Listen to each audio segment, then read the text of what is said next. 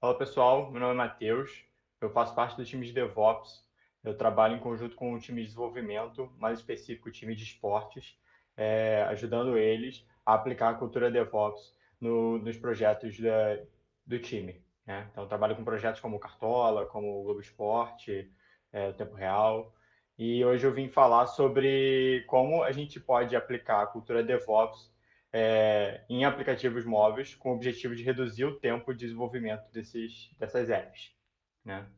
Então, a gente vai falar um pouco sobre o modelo que a gente conseguiu implementar dentro da Globo, né? Falando um pouco sobre, como se fosse uma linha do tempo, né? Passando um pouco das arquiteturas do passado, né? Até o ponto onde a gente decide implantar um modelo novo, né? A gente vai passar pelas ferramentas que a gente utilizou nesse início, né? E depois como a gente fez para escalar esse modelo para mais projetos, né? É, a cultura DevOps é uma cultura já bem conhecida. O objetivo dela é reduzir, né, o conjunto, é um conjunto de práticas com o objetivo de reduzir as distâncias, né, e aumentar a integração entre as equipes de desenvolvimento, de operação e de apoio que estão envolvidas nesse projeto, né? E nela é incentivada a adoção de processos automatizados para produção rápida e segura de aplicações nesse nosso meio, né? E aplicar isso nesse meio mobile é super interessante, porque cada vez mais se utiliza aplicativos móveis, né? O celular já é o primeira método meio de acesso à internet de muitos brasileiros, e você conseguir aplicar a cultura DevOps é vital para você ter um desenvolvimento e uma entrega de aplicativos modernos de uma forma simples, rápida e eficiente, né? Então, você consegue, com a cultura DevOps, reduzir esse tempo de liberar uma versão nova de algum aplicativo para o usuário final e você permite a criação de aplicativos melhores, né? Com mais estágios de testes, com maior liberdade ao desenvolvedor para ele ter mais tempo criando novas features e aperfeiçoando as features já existentes. Então, o mundo de mobile, né, ele é um pouco diverso. Você tem diversos tipos de linguagem de programação que você pode utilizar, né? E uma das primeiras preocupações que a gente teve quando a gente desenhou um modelo para os aplicativos móveis foi conseguir dar liberdade para que os desenvolvedores decidissem qual linguagem eles queriam utilizar e dar um modelo que ele pudesse ser utilizado em qualquer tipo de aplicativo, de linguagem de programação famosa que esse mundo mobile possui. Então aqui a gente tem o Kotlin, tem o Flutter, tem o Swift, o React e o Java, né? É, por que a gente decidiu migrar, né? A gente tinha um ambiente um pouco diverso, né? A gente tinha algumas aplicações tendo a build, o deploy e os testes sendo executados em serviços terceiros, né? O que gerava-se custo e tinha toda uma questão com segurança. E você também tinha aplicativos que eram buildados e testados e deployados localmente, o que gerava tempo, gastava-se tempo para fazer esse processo. E o objetivo também era padronizar, né? Conseguir dar um modelo que pudesse ser utilizado por todos os times e que a gente conseguisse reduzir possíveis conflitos devido ao meio onde estava sendo gerados esses testes, builds e deploys.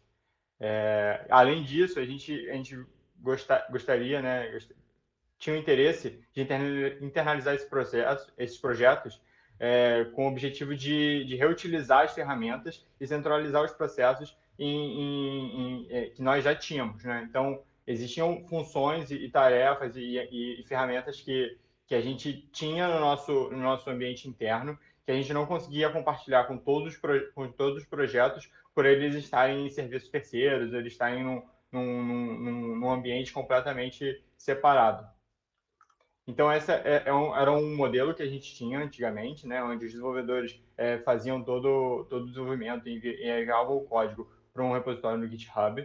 Esse repositório no GitHub tinha um link com um serviço terceiro chamado Bitrise, e a Bitrise era responsável por gerar tanto as versões de teste para o canto inferior, né, para o test flight, e gerando uma APK, que é uma versão compilada já de uma app Android, ou no canto superior, para as lojas dos aplicativos, né? É, a gente achava legal, a gente tinha esse modelo, mas a gente acabava não tendo know-how ali de como fazer esse build, esse deploy, por usar só o modelo da Bitrise, né? E aí o outro modelo era já utilizando o GitHub interno, nosso GitLab, né? E todo a build, testes e deploys eram executados manualmente nas máquinas dos desenvolvedores. E isso gerava aquela outra questão de tempo, né? Você gastava esse tempo para gerar essa versão e você acabava não conseguindo padronizar e não conseguindo validar que aquele aplicativo não estava funcionando em qualquer tipo de máquina. Às vezes acontecia de uma versão de uma máquina de um desenvolvedor estar mais atualizada do que da outra e acabava que um quebrava e no outro não. Então, para a gente conseguir garantir que né, esse isolamento, né, a gente desenhou um modelo que também abraçasse isso. E aí, na base desse modelo, a gente implantou o uso do Fastlane. O Fastlane é uma plataforma open source que se baseia na linguagem Ruby, né? E nela, o principal objetivo dela é simplificar todas as tarefas de testes, builds e deploys de aplicações para Android e para iOS. Então, com ela, você consegue ela já possui algumas funções, ela já possui toda uma estrutura que permite que você reutilize as ferramentas e consiga padronizar os processos. Então, isso era exatamente o que a gente desejava, né? Era ter algo que permitisse que a gente criasse uma estrutura que todos os times de desenvolvimento poderiam seguir e que a gente, por meio de argumentos ali, de atributos, conseguisse modelar para a necessidade de cada um dos projetos. Aqui é mais ou menos um fluxo que você consegue usar e as funções, né, os módulos que você tem dentro do Fastlane para executar, né? Então, na esquerda a gente tem ali um de teste, onde você vai executar o scan e o snapshot. Então, no scan você vai executar os testes ali, no snapshot você vai tirar as fotinhos da tela, né? E aí, no centro, a gente tem um que envia para o test flight, dá uma versão de teste, onde você faz de novo o scan, aí o pilot seria como se fosse a ferramenta deles para fazer o deploy, né? E depois você conseguir ainda criar uma notificação do Slack. Então, a vantagem do Fastlane é que, além dele já ter funções próprias dele, né? A gente consegue, e a comunidade também consegue, desenvolver mais funções para outras necessidades que não estão diretamente associadas a gerar um teste, um build ou um deploy do aplicativo. Então, a gente consegue, com essas funções, né, gerar e abstrair grande parte das tarefas que a gente precisaria fazer para enviar um aplicativo para a loja. Um exemplo claro disso é ali na direita, na parte da App Store, a penúltima e antepenúltima tarefas do fluxo ali, elas seriam muito trabalhosas se feitas manualmente, né?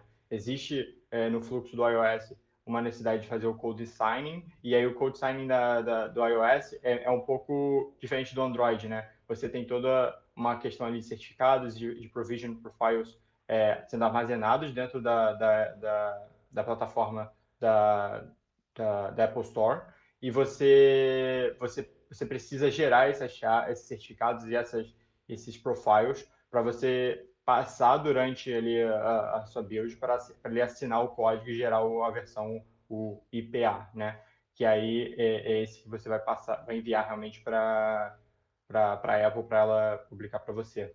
Então, nesse processo, você acaba você tinha dificuldade de controlar esses certificados e manejar de uma forma eficiente. Então, existia o processo de passar para cada um dos desenvolvedores configurava na máquina, ou você gerava esse certificado e você não tinha um controle se esse certificado estava expirado ou não e enviava para um serviço terceiro.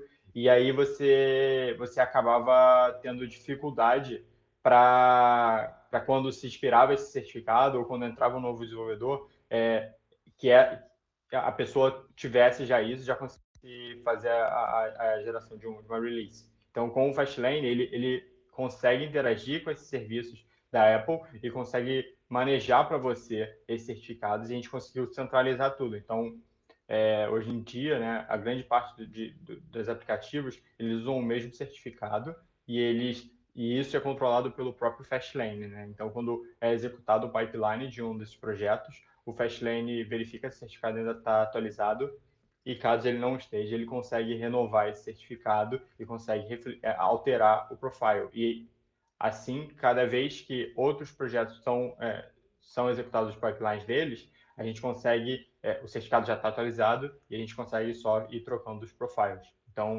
Fastlane é uma ferramenta super útil para esse mundo de mobile DevOps. Aqui é mais um exemplo de como é que é escrito, né?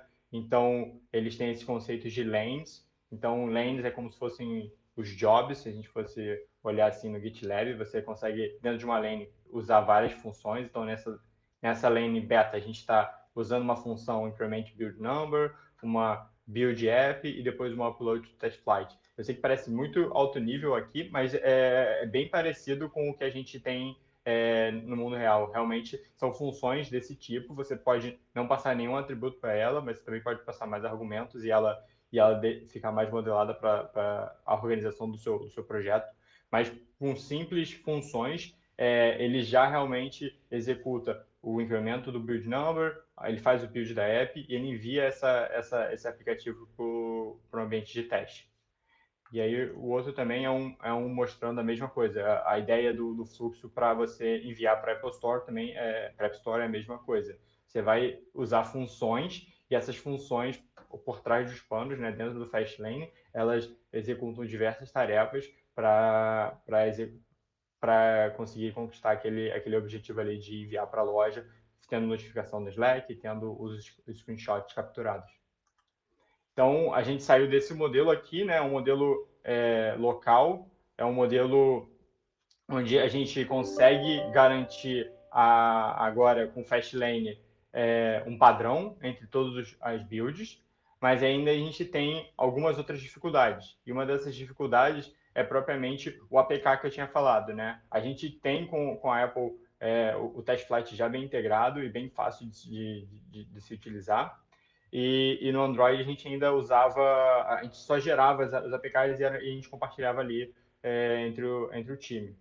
Isso era ruim, porque gastava-se tempo com isso e às vezes algum desenvolvedor, alguma pessoa, algum testador não tinha o APK e era mais complicado de você organizar essas versões que eram geradas, né? Se você está fazendo isso manualmente. Então o Firebase vem justamente para ajudar a gente. O Firebase ele é muito mais do que isso, né? Ele é uma plataforma digital que você consegue utilizar ela para o desenvolvimento de aplicativos web ou móveis, né?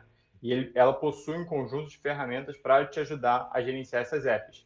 Uma outra vantagem é que ela é integrada com a GCP. Então, você consegue usar ofertas da Google Cloud Platform dentro desse seu ambiente do Firebase.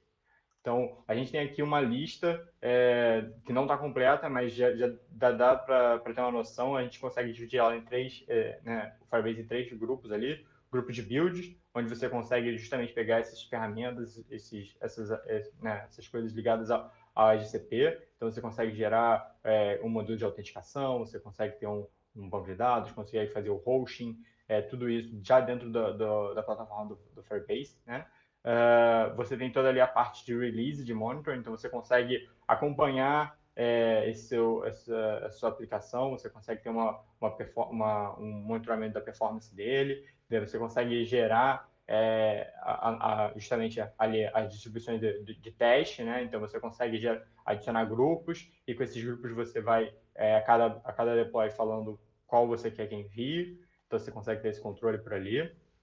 Você consegue também ter ferramentas para te ajudar no engajamento. Então, você consegue usar o Google Analytics, você tem uma ferramenta de teste AB já integrada dentro dele, você tem a questão do Crashlytics também para conseguir entender quais são os problemas que estão ocorrendo na sua aplicação. Então, ele é uma plataforma muito útil para esse mundo mobile, ele é bem completo na sua versão free, e você consegue melhorar o engajamento e a monitoração das suas aplicações com ela, né? Então, a gente começou usando ali só no Android, mas a gente hoje em dia já utiliza o Firebase tanto para o iOS quanto para o Android para justamente verificar essas questões de engajamento e de monitoração em produção. E aí a gente foi para uma outra questão, né? Naquele modelo, a gente usava as máquinas ainda locais, mesmo elas usando Fastlane, você ainda tem a discrepância entre cada uma das máquinas, né? Você pode ter um desenvolvedor com uma configuração específica, outro com outra configuração específica, e você não consegue padronizar isso. E você não consegue isolar o processo de build, né? Então, acaba que você pode cair naquela questão da minha máquina funciona. Na minha máquina funciona, mas talvez na máquina do outro não funcione. Então, o GitLab Runner, a gente veio, né, para utilizar ele, para integrar ainda mais com as nossas outras ferramentas. A gente utiliza o GitLab Runners em outros projetos que não móveis, e elas são máquinas, né, isoladas ali que realizam os trabalhos por meio da API do GitLab. Então, você consegue criar um pipeline dentro do GitLab e esse pipeline escrito ali, ele vai alocar essas tarefas que estão dentro do seu pipeline, esses jobs, para runners do GitLab. Além disso, a gente consegue, né, usando o GitLab Runner, a gente consegue internalizar esse projeto, a gente consegue aumentar a segurança do código, porque esse projeto, né, esses runners estão rodando dentro da nossa rede, a gente tem controle total, né, dentro deles, a gente consegue acompanhar os acessos nele também. E, além disso, a gente consegue, com o GitLab Runner, e por internalizar ele, a gente consegue usar outros serviços e outros processos que a gente tinha internamente. Então, um belo exemplo é o Husky. O Husky é uma ferramenta open source, desenvolvida pelo time de segurança da Globo, que faz análise estática de segurança no código.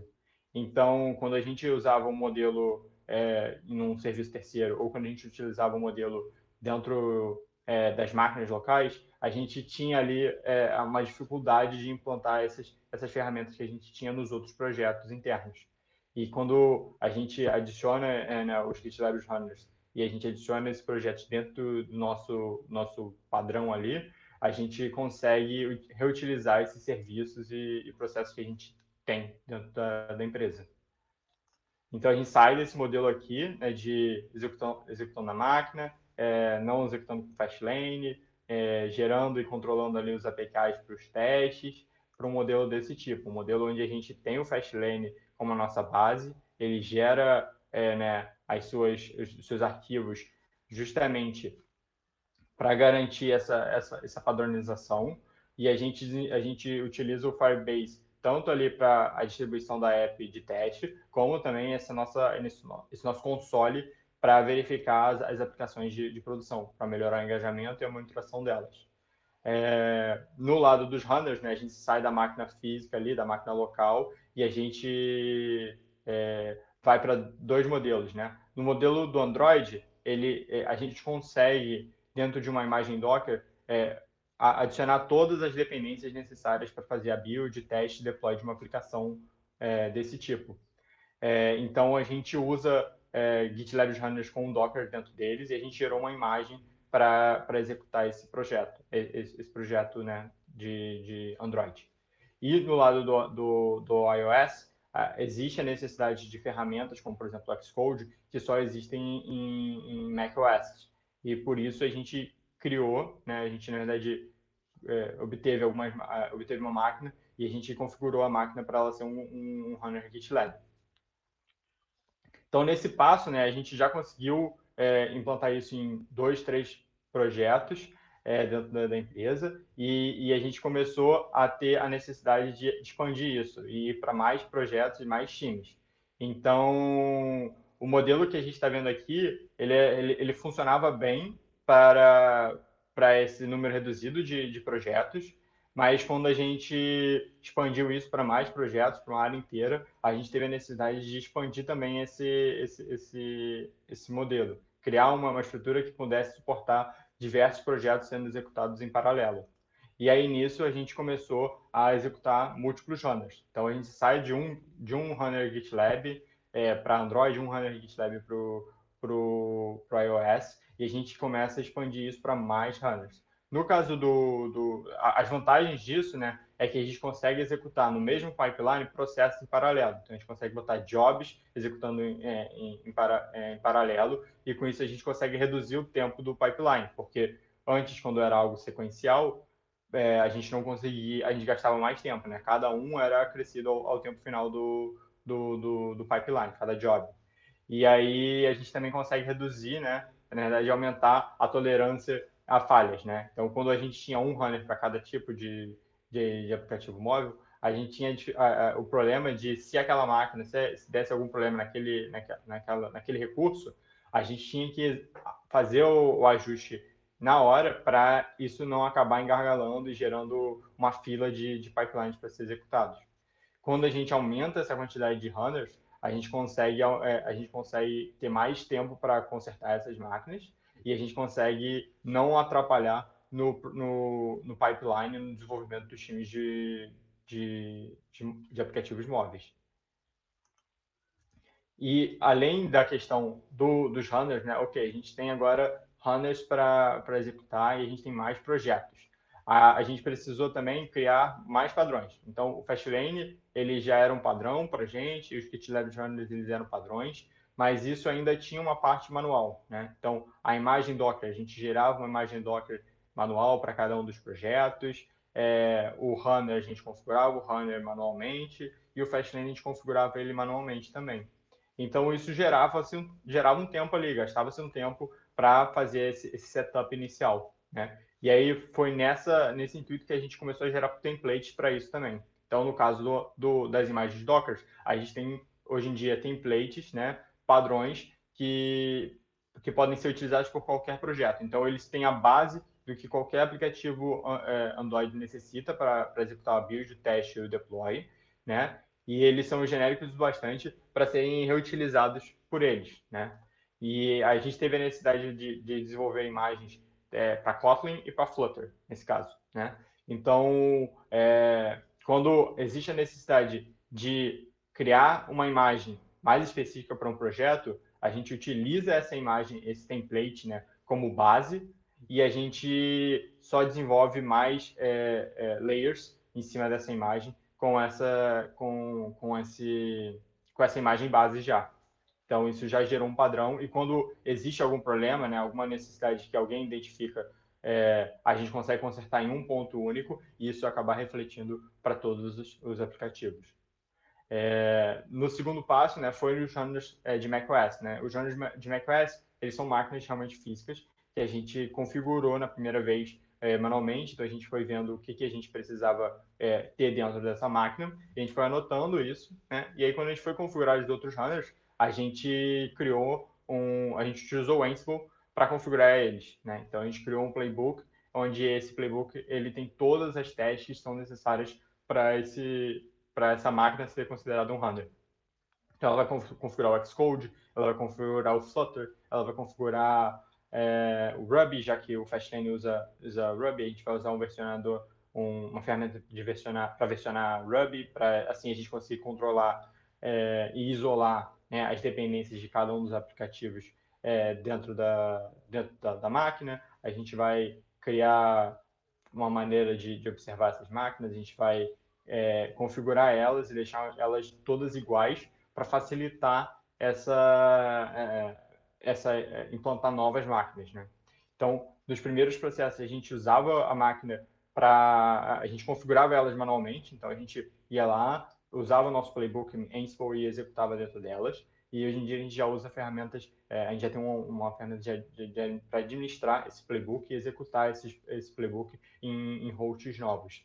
E com isso a gente consegue agilizar ainda mais e abstrair ainda mais essa etapa de configuração da máquina, né? E por fim, a gente criou um repositório com todas as lanes, né, que são aqueles jobzinhos fechadinhos, autocontidos, que já tem todas as tarefas dentro dele, para a Fastlane, de uma forma genérica e reutilizável.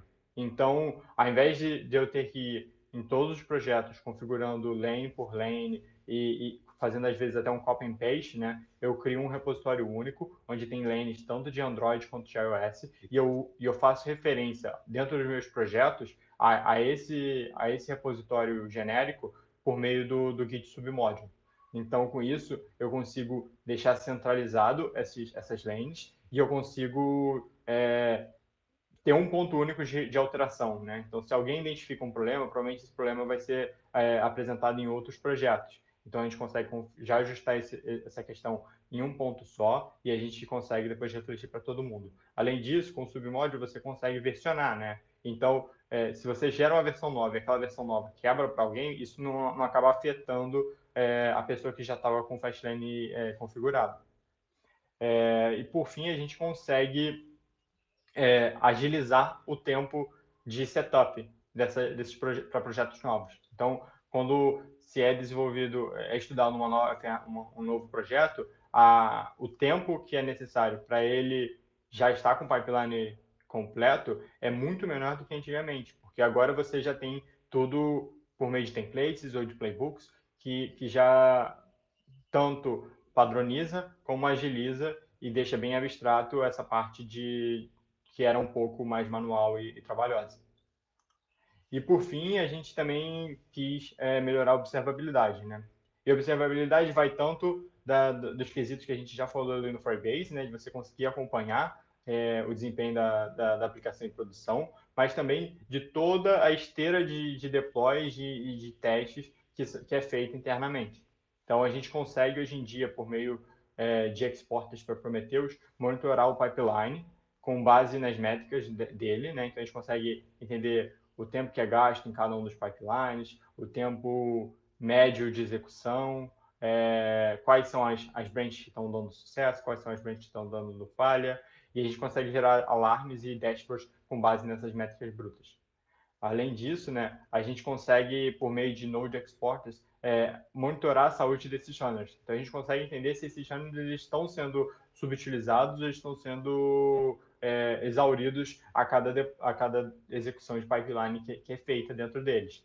E com isso a gente consegue gerar, de novo, alarmes e monitorações e dashboards que permitam a gente ter uma maior visibilidade do desempenho que essas máquinas estão tendo com esse nosso processo, né? E a gente consegue, além disso, fazer análise do código, né, e gerar um dashboard com esses resultados, né? Eu consigo, hoje em dia, com outras ferramentas que a gente tem dentro da empresa, como o Husky, o próprio Sonar, gerar essa análise do código ali e gerar dashboards e análises da qualidade da aplicação. Então, a gente consegue, antes mesmo de ir para a produção, ter todo um estudo para entender tanto o processo de pipeline, como a própria qualidade do código. Então, a gente chega nesse modelo aqui, né, nesse modelo que a gente tem o Fastlane, ele não parece muito diferente do outro desenho que eu mostrei, mas imagine que são mais GitLab runners de Docker e mais GitLab de macOS, né? A gente ainda utiliza o Fastlane para tudo, mas esse Fastlane agora ele é um submódulo, né, um Git submódulo que você faz referência dentro do seu projeto. Você tem as imagens de Docker sendo padronizadas e com isso você consegue facilitar a implantação de novos projetos. E você tem ali todas as máquinas macOS sendo configuradas via Ansible, dando também um padrão e dando uma agilidade nessa etapa de configuração. Então, os próximos passos, né, para a gente expandir ainda mais os projetos né, dentro desse modelo, né? Hoje em dia a gente já conseguiu ir para grande parte dos aplicativos móveis da empresa, mas não todos. Então, a gente tem como objetivo conseguir permitir que mais times possam utilizar esse modelo e deixar ele o mais ágil e o mais simples possível, para que em poucos cliques você consiga fazer a referência para o runner, fazer a configuração do pipeline e executar ele de uma forma segura e eficiente. A gente também está estudando como reduzir o tempo do pipeline. Então, a gente está estudando utilizar o Buck, que é uma ferramenta desenvolvida pelo Facebook, que tem como objetivo reduzir justamente o tempo de build ali do aplicativo, né? e criar uma inteligência com base nessas informações coletadas, né, dos pipelines. Então, a gente tem, hoje em dia, muitas métricas, mas essas métricas, elas são utilizadas só para monitorações, né, ali para gerar dashboard e para gerar alarmes simples. Então, a gente consegue, com base nas métricas que a gente possui hoje, entender se uma branch ela ainda está sendo utilizada, se ela já foi acabada e a gente não está apagando ela, né? Então a gente está gerando código ali que já é código antigo ou uma feature que não foi para frente. A gente consegue entender o desempenho dessas aplicações, se essa aplicação está desempenhando de uma forma eficiente ou não, criar thresholds para a gente conseguir identificar quando uma aplicação está sendo desenvolvendo abaixo do esperado. Então, criar essa inteligência para a gente conseguir coletar essas informações que estão diversas, né? A gente tem armazenadas tanto lá no Firebase como no nosso Prometheus, para conseguir dar insights e ideias para a melhoria contínua do código.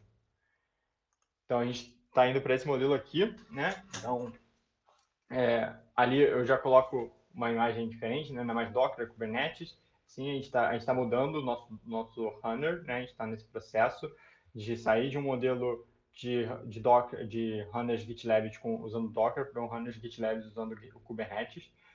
Segundo os estudos, a gente mostra que utilizando esse modelo a gente consegue ter uma agilidade maior no pipeline. E também a gente fez uma parceria com uma empresa chamada MaxStadium, onde a gente consegue, onde a gente possui máquinas macOS mais eficientes, mais poderosos para justamente conseguir executar mais pipelines e mais jobs de uma forma mais ágil. Aqui eu estou colocando só os dois links, né? O link do Vem Pra Globo. Então lá você consegue ver todas as oportunidades que a gente tem dentro da empresa para entrar nela. E o link da comunidade open source da Globo, né? Eu falei de algumas ferramentas aqui, algumas delas estão lá, como por exemplo o Husky, onde eles estão abertos para serem utilizados e também estão abertos para serem compartilhados e serem ajudados ali no desenvolvimento dele. É isso, pessoal. Muito obrigado. Valeu, Matheus. Excelente, cara. Pergunta para você rapidinho. Como foi montado os templates do Fastlane para o Android e iOS? Tá. A gente criou lanes, né? Essas lanes foram criadas com base nos projetos que a gente já tinha, né? Então a gente pegou as lanes que já existiam dentro dos projetos e a gente conseguiu identificar um padrão entre elas. Então a gente criou essas lanes lá usando as funções do próprio Fastlane e algumas funções mais específicas que a gente escreveu em Ruby mesmo. E a gente deixou todas elas de uma maneira que por meio de variáveis de ambiente, você conseguisse configurar e ajustar para a necessidade do seu projeto, né? Então, a gente separou elas nas duas plataformas, Android e iOS, e com um simples comando de Fastlane, iOS ou Android, e o nome da função, você consegue executar ela, né? Acho que uma outra parte que a gente também conseguiu abstrair desse ponto foi criar templates de GitLab CI para executar justamente esses templates de Fastlane. Sei que parece uma inception aí de templates, mas a ideia, né, é a gente conseguir deixar com um simples include você adicionar e já botar para rodar essas lanes todas. Beleza. E uma última pergunta aqui. Existe algum exporter no Prometheus que estão utilizando? Sim. A gente utiliza dois exporters, assim de cabeça agora aqui. O primeiro exporter é o Node Exporter, que está na comunidade do Prometheus mesmo. Então, a gente só configurou ele para dentro dessas máquinas, né? Então, a gente tem ali uma receita para configurar esse Node Exporter via Puppet e via Ansible, né? E a gente fez alguns ajustes para ele já estar de acordo com o que a gente espera dele. E o outro é um exporter de GitLab. Ele também é um projeto open source, está no GitHub, que ele interage com a API do GitLab para a gente justamente coletar essas métricas dos pipelines. Então, a gente também criou um modelo ali onde você consegue subir esse exporter e configurar ele com simples comandos de makefile, né? E aí, com isso, a gente consegue expandir isso para todos os times da empresa, não necessariamente só para mobile, mas também para qualquer outro tipo de pipeline. Beleza. Matheus, obrigado aí demais por ter topado, cara. Só avisando a galera aí que a talk do Matheus vai estar lá no YouTube do Vem Pra Globo, na playlist que a gente vai colocar lá assim que fechar o TDC, beleza? Obrigado, Matheus.